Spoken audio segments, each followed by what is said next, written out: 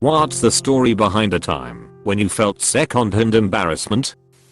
This one girl in my class was giving a presentation on the ingenue spelling in musical theater and she clearly hadn't prepared sufficiently. She spent the whole 15 minutes talking about how, in real life, she was an ingenue, and she divulged way too much personal information the guy she was into, that one of the girls in the class,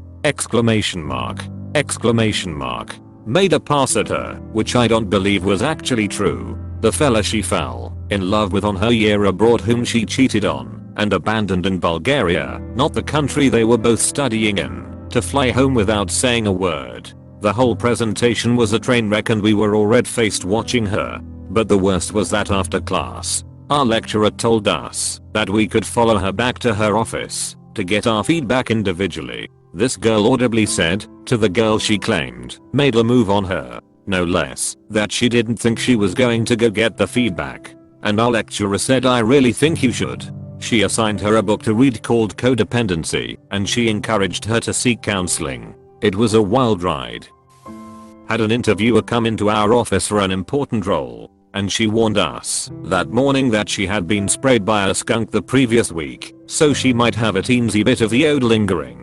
Apostrophe. Well, we got in the interview room with her, and it wasn't teensy. We were wincing, coughing, and she looks mortified saying, oh god, it's really that bad. I've taken 100 showers. Oh no. Apostrophe. Super awkward interview.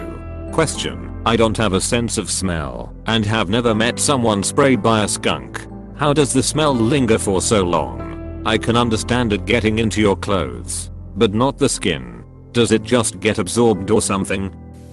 Embarrassment/anger. I invited a, now former, friend and her husband to our wedding.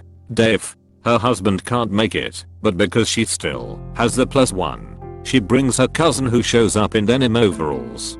Fine. Whatever. Then, during the reception, friend decides she wants to sing me and my new husband a song. So she grabs the mic to surprise us and breaks out in Respect by Aretha Franklin.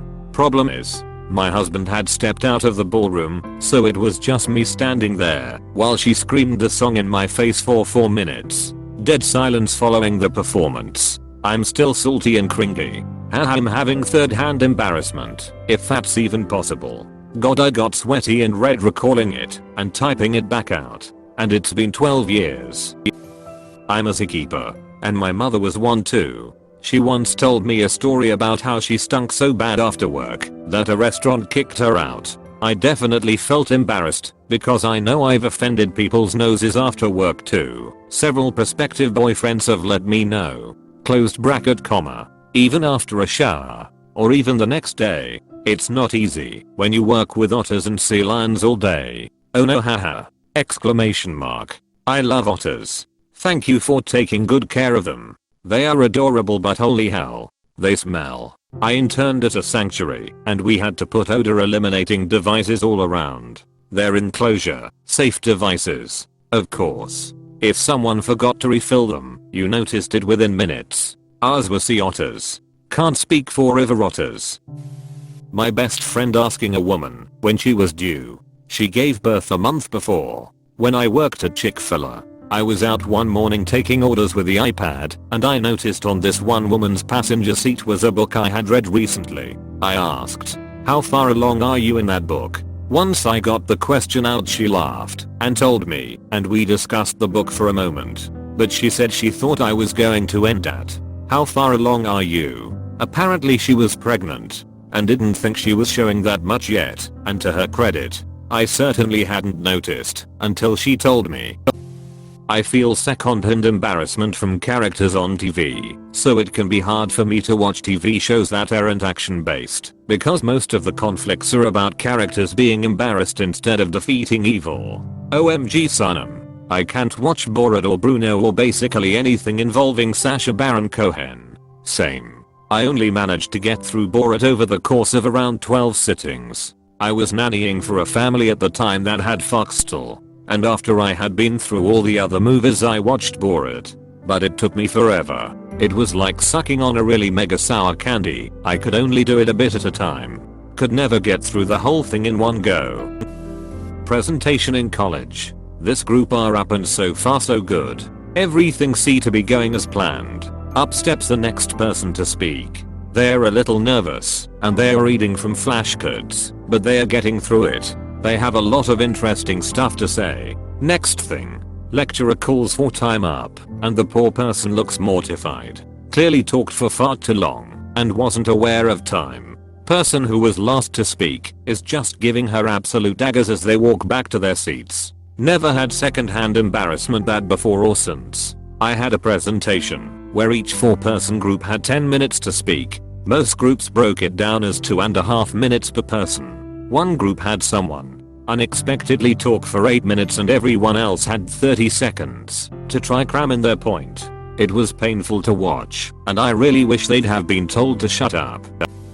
I work retail and I got called a pervert for being in the girls' underwear aisle by some crazy lady while I was on the clock and in full uniform. She went tomato red and looked like she wanted to vanish into thin air when I turned around and she saw the name tag on my chest and the company patch on my arm. No apology or anything, she just said oh and walked away. Random crazy lady, I hope you learn not to call random people perverts in stores. And if not, I hope someone calls you a pervert in a store one day. Like men can't buy for the women in their lives. WTF random crazy lady. I feel secondhand embarrassment for mostly everything but especially on conference calls when someone is speaking either out of turn, they forgot to mute themselves or something of the sort. That or when two people keep speaking at the same time. And because of the slight delay it keep going in circles where they both say no you go AMD they both start speaking again. So uncomfortable. When I watch 90 Day Fiancé, I cringe almost the whole time. When Danielle goes to Miami to confront Muhammad, but also packed a bathing suit just in case they could go to the beach together was peak cringe. Boy done a shit in a swimming pool. Had to change his schools cause he was getting bullied. I worked for an engineering and land surveying company. My aunt was the office manager. We were supposed to go to a company-wide 401k meeting. One of our summer hires, seasonal work, did not want to attend. I can understand why someone who is only working there for 3-6 months would not want to go. My aunt proceeded to ream this guy out for 20 minutes, ending with, "You just don't give a shit about this company." I wanted to crawl under a desk. I'd probably get myself fired when I told her she's right, I don't give a shit about a company that just wants me around for the summer. Yeah. I thought the guy was being totally reasonable, and I was shocked that she reacted like that. I loved her, but she had a temper. There was a Planned Parenthood across the street from our office and every Thursday, there'd be a bunch of gross old men over there with signs showing dead babies. She used to go over there and troll the shit out of them. A red hot feminist all her life. Jared Leto. I felt so uncomfortable with his Joker. Like that stupid scene with the hand tattoo and the laugh. It just made me cringe so hard I looked like a prune. Will Smith was good in that movie though. Yes. The whole time I was thinking you're trying too hard. But my boss accidentally kissed her work friend's dad on the lips in front of his wife and daughter, and I low-key witnessed this unfold over my cubicle wall. The work friend had her parents visiting from Europe and was giving them a tour of our office. My boss was trying to do the European cheek kiss greeting when meeting the dad, but leaned into the same side by mistake and got his mouth. It was awkward as hell, so I pretended I didn't notice to save my boss from further embarrassment. This reminds me of a time I went in to hug my step-uncle, and I think he was going in for a kiss on the cheek. He ended up kissing my neck. This happened in 2 separate instances too. After the second time I definitely went in for the hug a lot slower from then on. Funnily enough, he stopped attempting to give me a peck on the cheek. We both definitely knew it was awkward, but we never mentioned it. I was watching my buddy talk to his crush. He got a little excited during their flirtatious conversation, and when she was leaving and went to hug him goodbye he declined BC he didn't want to poke her with his wood. She was hurt and confused while he was pained. I loved every second. This one hurt to read. Oh my god. I feel bad for both of them. They did end up going on a date. It didn't go well, and it was a one and done. Then he dated my sister. Now they're married with 2 kids and I couldn't be happier. Please click subscribe if you enjoyed this video.